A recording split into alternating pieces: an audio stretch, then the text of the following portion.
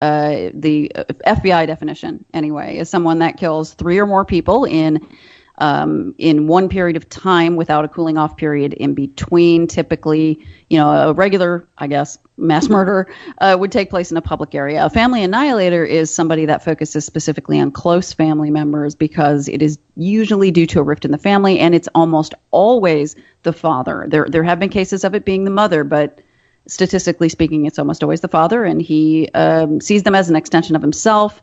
They can't exist without him. So if he is failing in some way, he chooses to erase them too, rather than just committing suicide. And let's just face it, they're already there. They're easy to catch. That is true. That is true. It's usually this idea that they can't go on without me. Yeah. That without me, you're nothing. Exactly right. Like sometimes it's because they literally are worried. Like, what are they going to do without me because I'm the breadwinner, and they'll go through all this shame because I was embezzling from the company. So sometimes it is worry. Most of the time it's narcissistic injury. Yeah. Well, that's sad. That is sad. It's happened so often.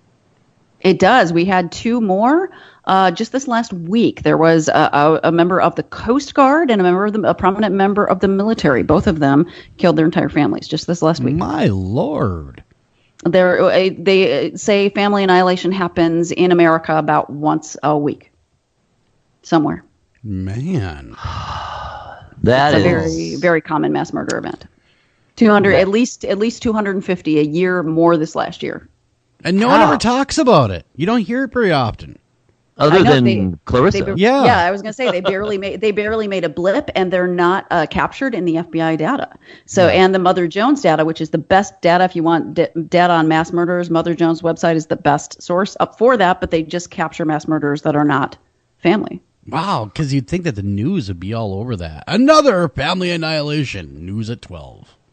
They consider it domestic violence. Right. See, that's it. It's kind of like self-limiting. You know what I mean? Mm-hmm. And so as a result, plus don't they often kill themselves too? Most of the time they do, yeah. So it's like it's done, it's over. We can't talk to the perpetrator. Next story. Yeah. All Next. Right. Yeah. Moving along. Well, speaking of which, let's do that. Chicago teen kills aunt's boyfriend, puts his head in bed as festive gift. What? Wait, watch The Godfather? Wow. Yes. All right, this was 2013. Chicago teen murdered and mutilated his aunt's live-in boyfriend on Christmas Day, 2013, and then left his head and other parts in her bed because he, quote, wanted to leave his aunt a present.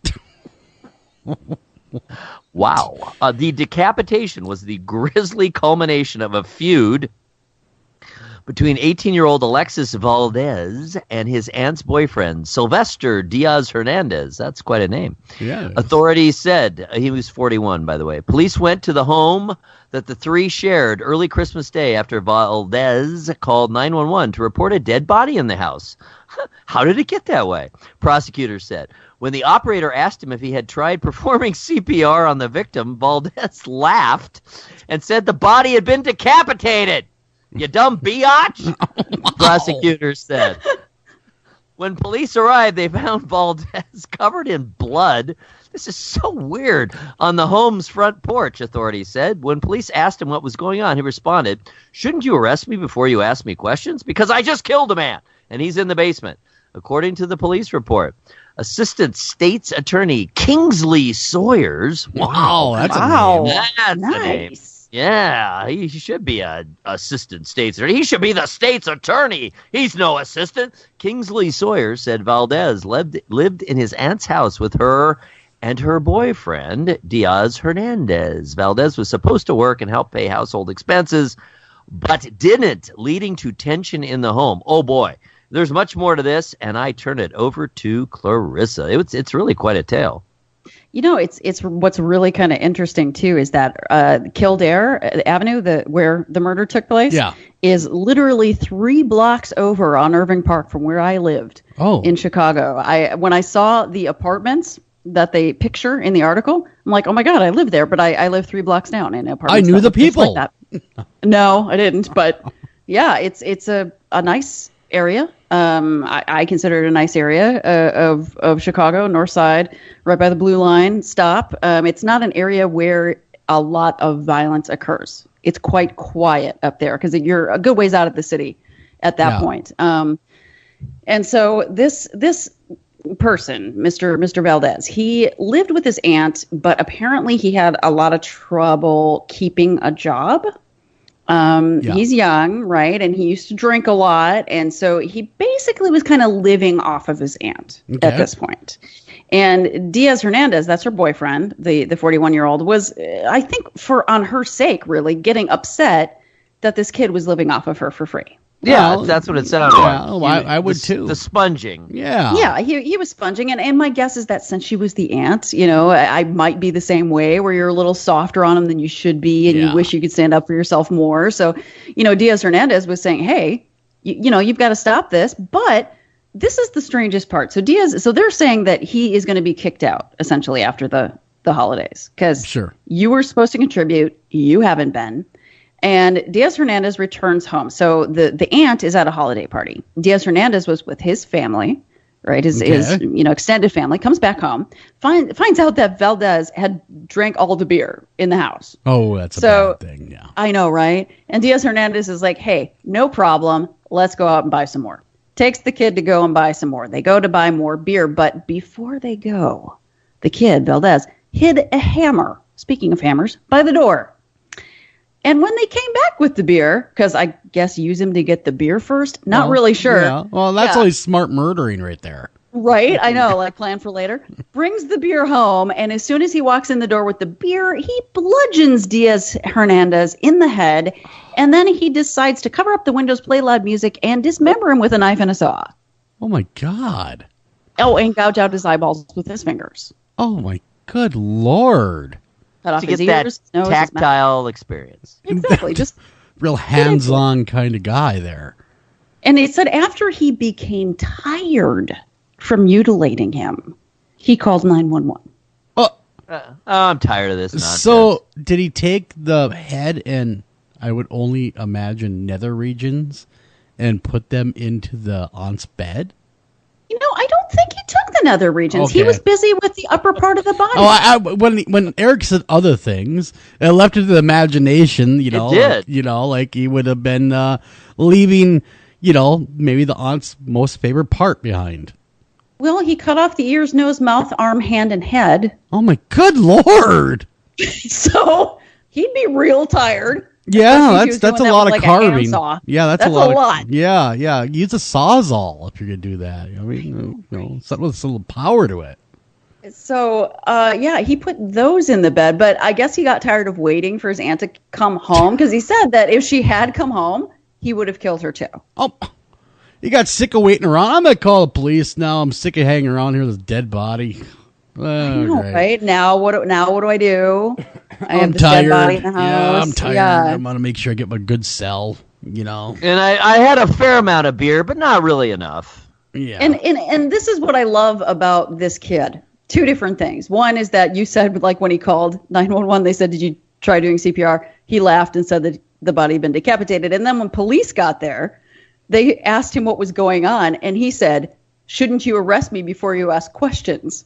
He was a snippy little guy. Yeah, he was. How old was he? He's right, though. You're supposed to read Miranda and all that because you can't admit other stuff. So, yes, they should have arrested him first. Yeah. Oh, and he's 18, and he's obviously, did he get the death? No, did they have the death penalty in that state? I can't remember. Yeah, I believe they do. And did he get it?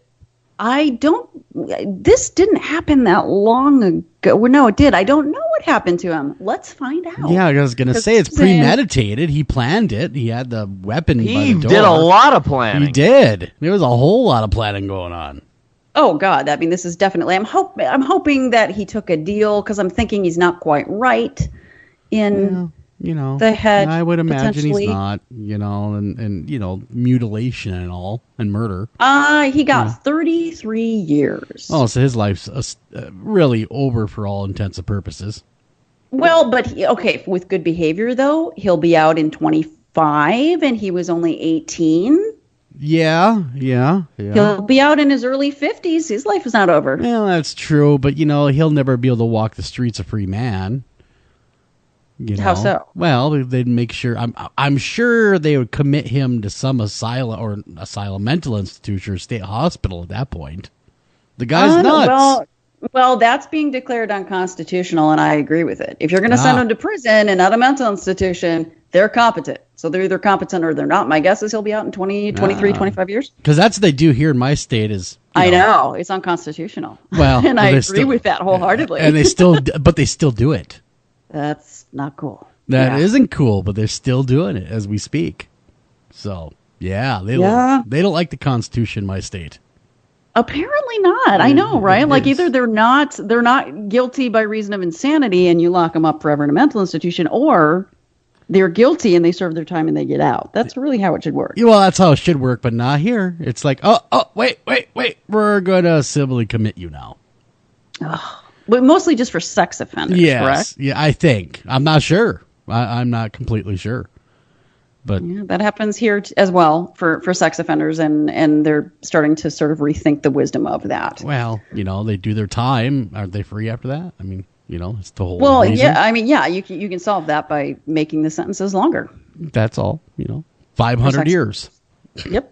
Okay. You rape somebody, forget it. Moving along, or do you have more to add to this story? I don't. I do think that he is probably either mentally ill or you know what I mean. Those are clearly not the actions of not a normal, completely sane person, not a normal thinking person that would be able to function in society on any kind of normal level. Would be murdering people with hammers and cutting them up with cutting them up. I know, especially when he doesn't seem to have any history or juvenile history of violence that I'm aware of. It's very, very odd. He was just mad because he didn't want to get booted out.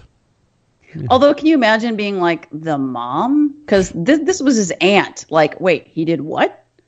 Like he's living with you in Chicago, and then Do we know about the parents? Yeah, we don't. I don't know about the parents. And I wonder if she moved after this.